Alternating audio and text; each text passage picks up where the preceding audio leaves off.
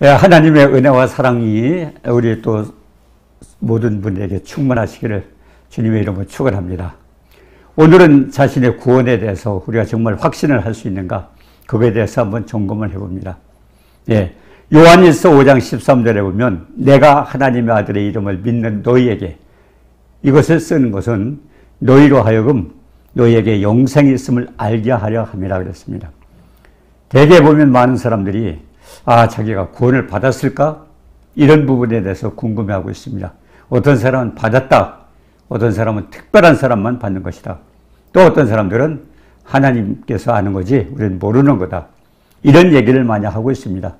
그러나 하나님께서는 말씀을 통해서 구원에 대해서 확증하기를 원하고 있습니다. 그러나 마귀는 우리가 모르기를 원하고 있습니다. 왜 그렇습니까? 그건 우리 믿음이죠. 고린도후서 13장 5절에 그랬어요. 너희가 믿음에 있는가? 너희 자신을 시험하고 너희 자신을 확증하라.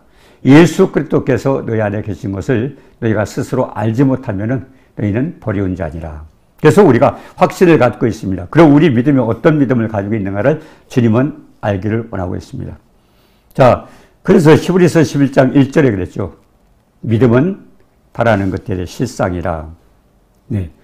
우리가 어떤 믿음을 가지고 있느냐에 따라서 그 앞으로 축복도 마찬가지입니다. 믿음은 바라는 것들의 실상이라. 보지 못하는 것들의 증거라. 그래서 하나님은 믿음이 없이는 기쁘시게 할 수 없나니 하나님께 나아가는 자는 그 계신 것과 자기를 찾는 자들에게 상 주심을 믿으라고 그랬습니다. 하나님을 기쁘시게 하는 방법은 우리 믿음을 보고 기뻐하시는 거죠. 자, 그러면은 정말 우리가 구원을 받고 있는가? 그거에 대해서 한번 점검을 해보기를 원합니다. 우리가 또 먼저 번에 말씀부터 한번 살펴봅니다. 사실 우리 속에는 선한 것이 없어요. 그러나 우리가 모든 기준은 하나님의 말씀을 보고 우리가 이제 결정을 하게 되는데요. 요한복음 6장 63절에 하나님 말씀이 어떤 말씀입니까? 살리는 것은 영이니 육은 무익하니라. 내가 너에게 이런 말이 영이요 생명이라. 하나님 말씀 속에는 예수의 영과 예수의 생명이 흘러가고 있습니다. 중요한 것은 그 말씀을, 예수의 생명을, 예수의 영을 우리가 어떻게 받아들이느냐. 믿음이죠. 믿음이라는 통로를 통해서 우리가 받아들이고 그 안에 계신 예수 그리스도의 영, 예수의 생명을 우리 마음속에 모셔드릴 때 결국 하나님이 내 안에 계시는 것입니다. 자, 그래서 에베소 3장 17절에 그렇죠. 믿음으로 말미암아 그리스도께서 너희 마음에 계시가 없도록. 하나님과의 관계가 믿음을 통해서 이루어집니다. 결과도 그렇고 과정도 그렇고 우리는 믿음을 통해서 하나님과 관계가 맺어지는데 내가 어떤 믿음을 가지고 있느냐, 하나님 말씀을 어떤 걸 믿고 내 마음속에 받아들이냐에 따라서 우리 믿음이 달라지죠. 그런데 요한일서 5장 13절에 보면 내가 하나님의 아들의 이름을 믿는 너희에게 이것을 쓰는 것은, 하나님의 아들의 이름을 믿는 자 누굽니까? 예수 믿고 구원받은 사람들에게 이것을 쓰는 것은 너희로 하여금 너희에게 영생이 있음을 알게 하려 함이라. 이 사도 바울이, 요한 사도가요, 이 첫 서신, 이 요한 일서를 쓴 목적이 어디였습니까? 영생이 있다는 걸 알게 하려고 기록했다고 그랬습니다. 알게 하려고 기록을 했다. 자, 그러면 요한복음 1장 12절에 보니까 영접하는 자 곧 그 이름을 믿는 자들에게는 하나님의 자녀가 되는 권세를 주었으니, 예수님께서 이 땅에 오셔서 모든 사역을 이루셨습니다.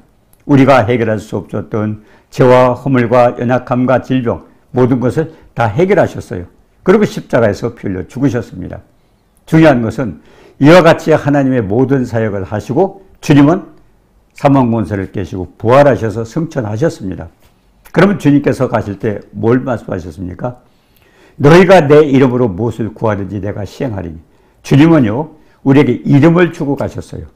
주님은 승천하셨지만 주님의 이름을 우리하고 주고 가셨는데, 그래서 영접하는 자, 그 이름을 믿는 자에게 하나님의 자녀가 되는 권세를 줬다. 하나님의 자녀가 되는 권세가 뭘까요? 하나님의 아들은 예수 그리스도입니다. 자녀가 되는 권세는 아들과 같은 권세를 우리에게 주었다는 겁니다. 따지고 보면 양자죠. 자, 그런데 어떻게 해서 그렇게 하나님의 자녀가 되는 권세를 받았을까? 이거는 혈통으로나 육적으로나 사람의 뜻으로 나지 아니하고 했습니다. 그 과정이 우리는 되게 거듭나야 구원받는다 그러죠. 네, 부모를 통해서 일단 우리는 이 땅에 태어났습니다. 그런데 그것으로서는 하나님 나라에 갈 수 없기 때문에 그럼 어떤 몸으로 갑니까? 요한복음 1장 13절에 이는 혈통으로나 육적으로나 사람의 뜻으로 나지 아니하고 인간관계입니다. 혈통, 우리 어떤 핏줄이라든가 또 남녀의 어떤 정의라든가 사람의 관계는 전혀 관계없이 나지 아니하고 오직 하나님께로 낳느니라. 하나님께로 낳느니라. 자, 그러면 하나님께로 어떻게 낳습니까? 우리가 하나님께로 낳은 것은 야고보서 1장 18절에 보면 하나님 말씀을 통해서 말씀을 통해서 우리가 태어난 겁니다. 그래서 부모로부터 육신으로 태어났고 다음에 거듭난 것은 하나님께서 말씀을 통해서 태어났습니다. 하나님 아들 예수 그리스도 마리아를 통해서 말씀으로 마리아가 말씀을 받고 믿음으로 받아들일 때 거기서 잉태가 됐던 것처럼 우리도 영접하는 자 곧 그 이름 하나님의 아들을 믿음으로 인해서 우리는 하나님 그 말씀을 통해서 우리는 다시 태어난 겁니다. 그래서 육정으로나 사람의 뜻으로 나지 아니하고 하나님께로 낳느니라. 자, 그러면은 하나님께로 낳다. 로마서 8장 11절에 그렇습니다. 예수를 죽은 자 가운데서 살리시니 영이 너희 안에 거하시면 하나님의 성령이 우리 안에 거하시면 성령은 어떤 성령입니까? 갈라디아서 4장 6절에 보니까 거기는 아들의 영을 우리가 받음으로 너희가 아들인 거로 하나님께서 그 아들의 영을 우리 마음 가운데 보내사 우리가 아바 아버지라 부른다. 그 영을 받음으로써 우리 안에 이제 하나님이 잉태하시는 겁니다.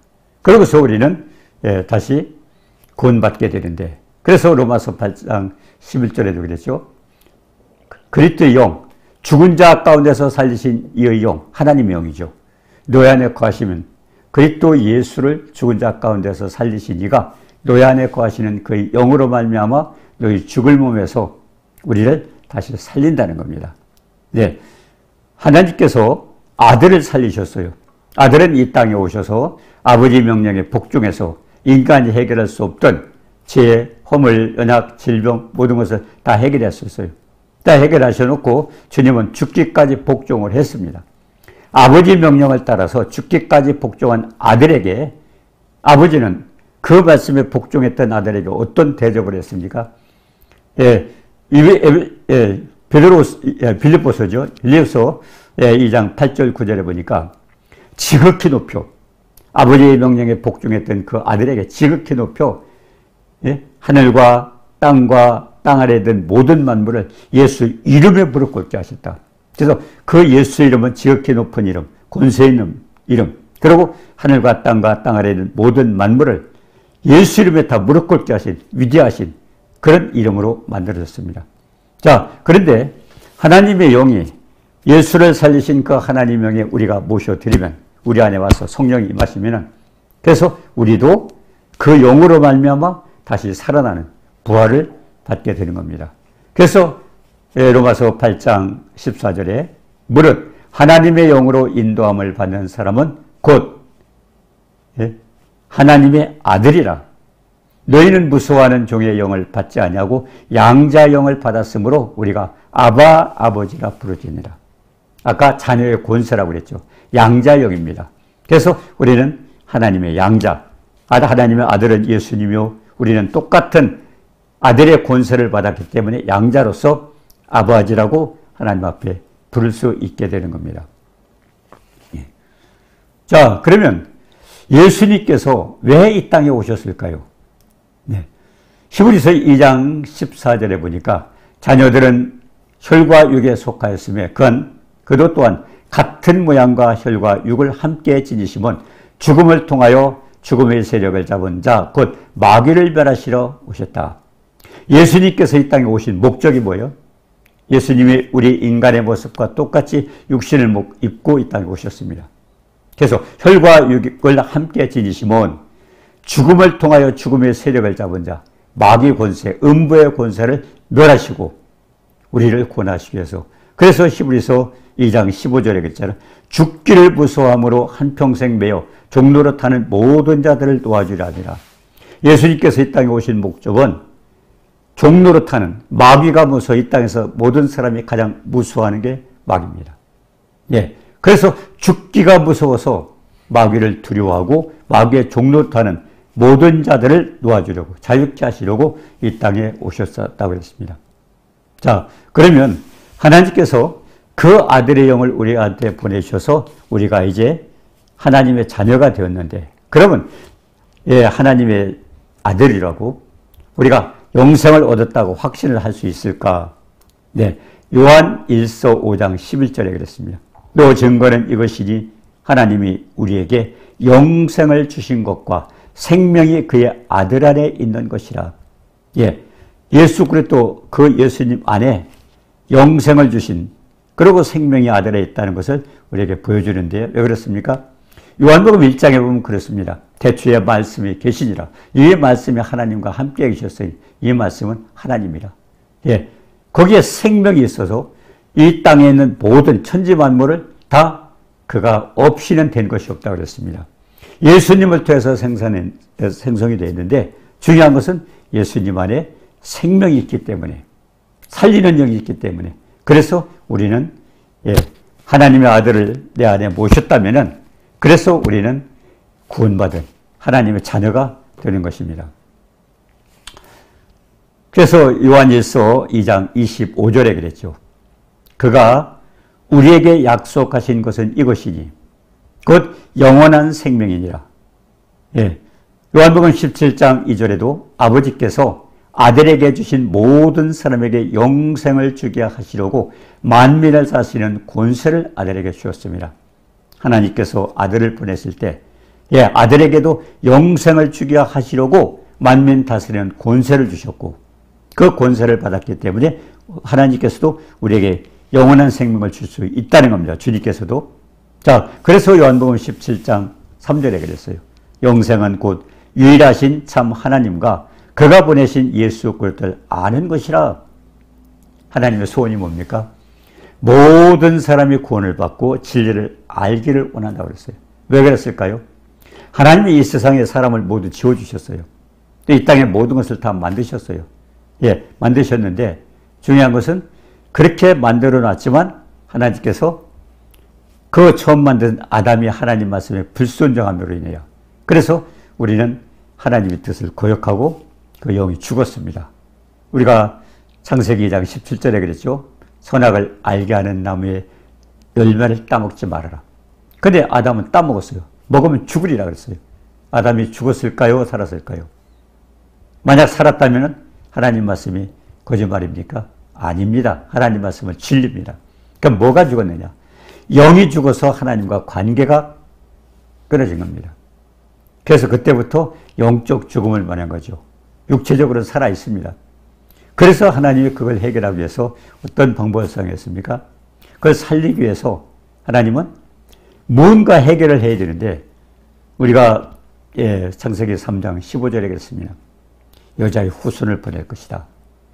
여자의 후손은 예, 여자의 후손을 보낼 그 여자의 후손은 예, 마귀의 머리통을 깨고, 여자의 후손은 마귀의 머리통을 깨고, 또 사탄은 여자의 후손을 발꿈치를 상게 할 것이다.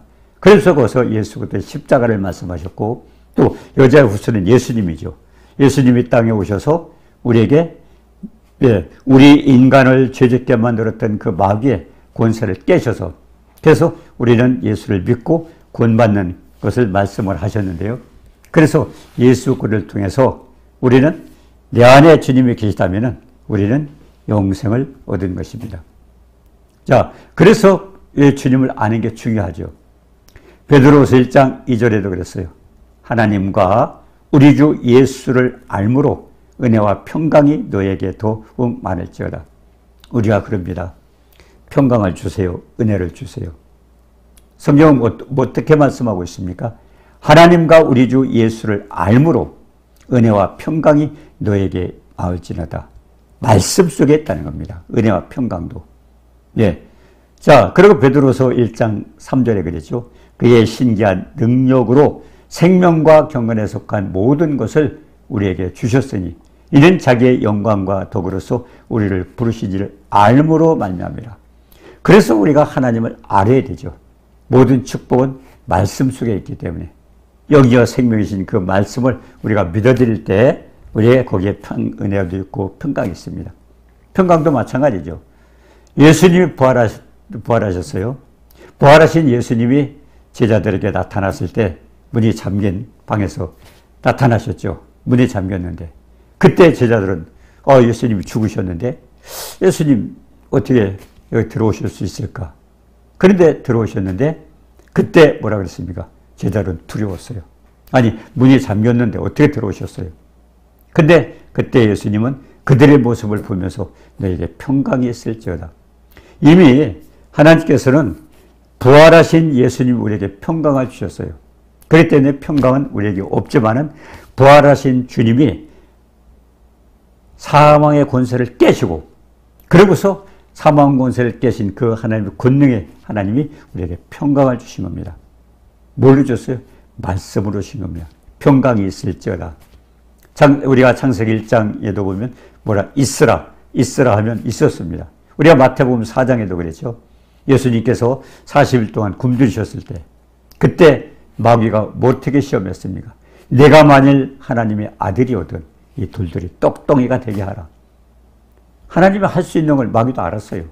명령하면 돼요. 돌들이 떡덩이로 할 수 있어요. 근데 예수님이 하지 않은 이유가 뭡니까? 예수님이 마귀의 종이 될 수가 없습니다. 그 말에 복종할 수가 없습니다. 그래서 그때 하신 말씀이 뭡니까? 사람이 떡으로만 사는 것이 아니요 하나님의 입으로 나온 모든 말씀으로 사는 거라. 결국 말씀의 생명이 있고 말씀의 권능이 있다는 걸 거기서 가르쳐 주셨습니다. 물론 마귀가 생각할 땐 떡이 아니면 살 수 없다고 생각하지만 예수님은 우리에게 모두가 마찬가지입니다. 그래서 드레핀, 백합화, 공중에 난 새도 그들이 염려하고 걱정하고 있습니까? 네, 그걸 만드신 하나님이 해결하시기 때문에. 근데 우리는 온갖 염려, 걱정을 다 하고 있어요. 그래서 주님이 뭐라고 하셨어요? 너희는 먼저 그의 나라와 그의 의를 구하라. 그러면 이 모든 것을 너에게 더하시리라. 예, 광야 40년 동안 우리는 겪었습니다. 그들은 먹을 것이 없었습니다. 불뱀과 전갈을 끓는 그런 광야에서. 근데 애굽에서 떠날 때 뭐라고 그랬습니까? 애굽을 떠나서 광야로 가라. 광야라는 곳은요, 벌판이라는 얘기만 하는 게 아니고 주님이 계시지 않으면, 주님의 도우시 아니면 아무것도 해결할 수 없는 그게 광야입니다. 거기서 하늘에서 만나가 쏟아졌고 또 반석에서 물이 나왔고 불뱀과 전골은 주님께서 다 치워주셨습니다. 그래서 광야에서 정말 주님만 의지하면 살아갈 수 있다는 것을 거기에서 가르쳐 주신 겁니다. 자, 그러면 오늘 말씀의 중요 내용은 뭡니까? 내가 구원을 받았는지 안 받았는지 궁금한 거예요. 어떤 사람 받았다, 안 받았다, 아니면 하나님께 가면 알 수 있다.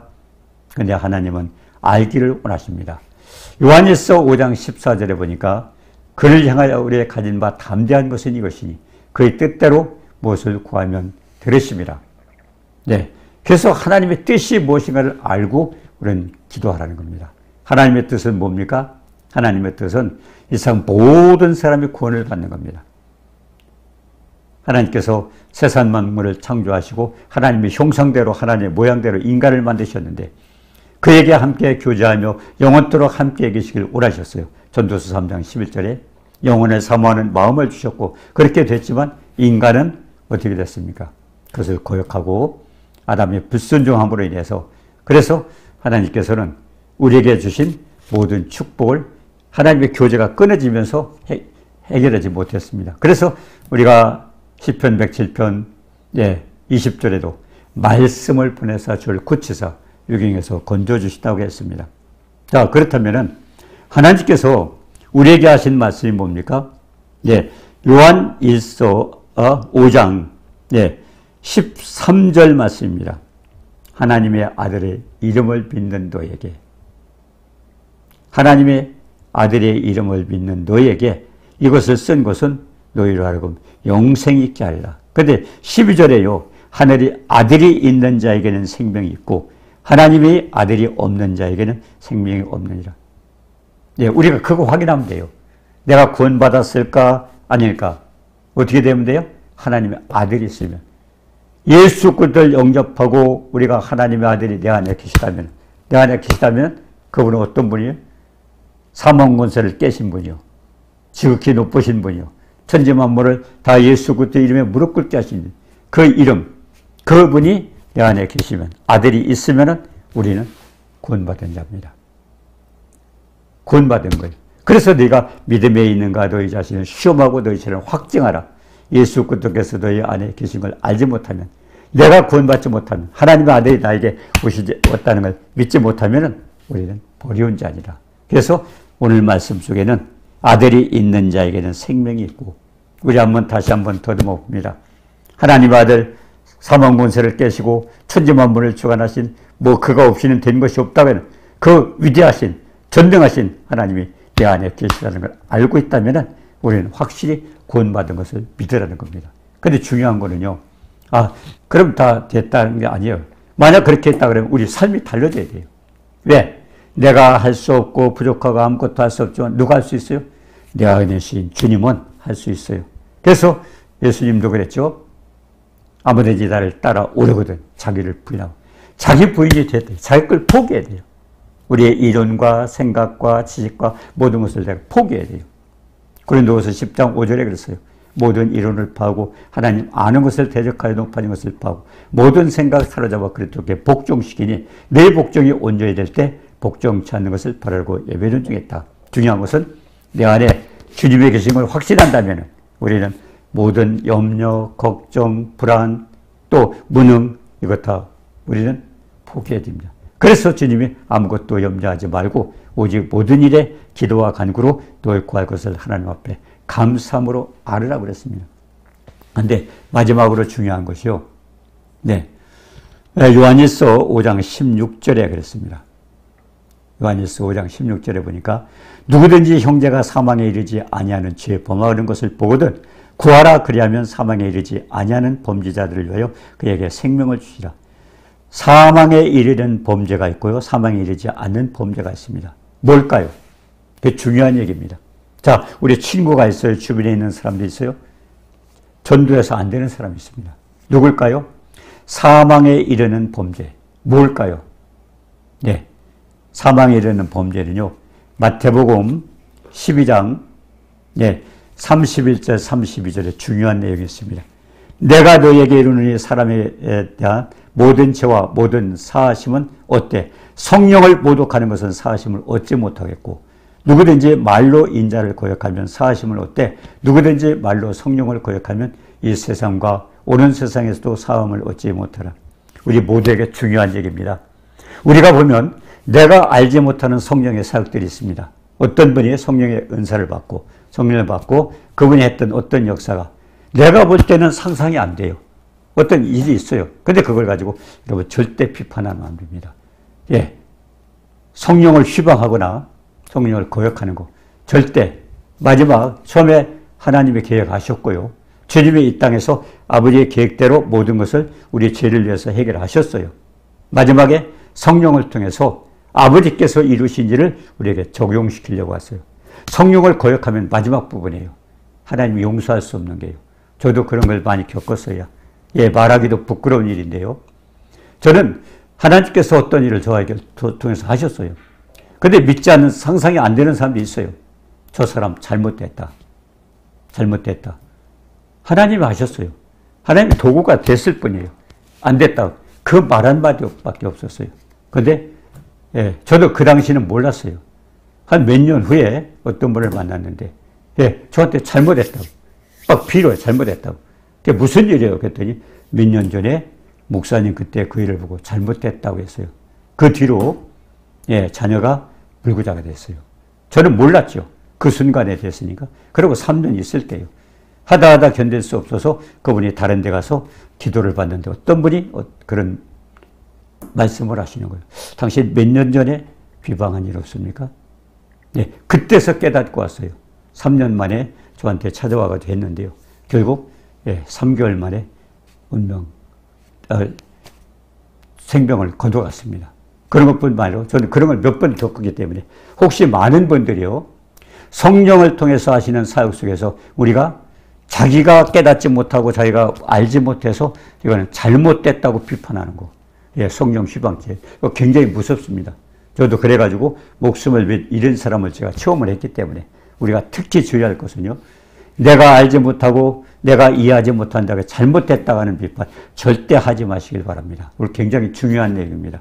마태복음 12장 31절 31절 어디서 하면은 저런 일도 있구나. 내가 깨닫지 못할 때까지 깨달을 때까지는 절대 비판하지 마시고 그리고 그렇지 않은 분들이 있으면 정말 영혼 구원을 위해서 기도하시고 같이 하나님의 은혜, 하나님 나라 확장을 위하여 함께 동참하시기를 주의 이름으로 축원합니다. 감사합니다.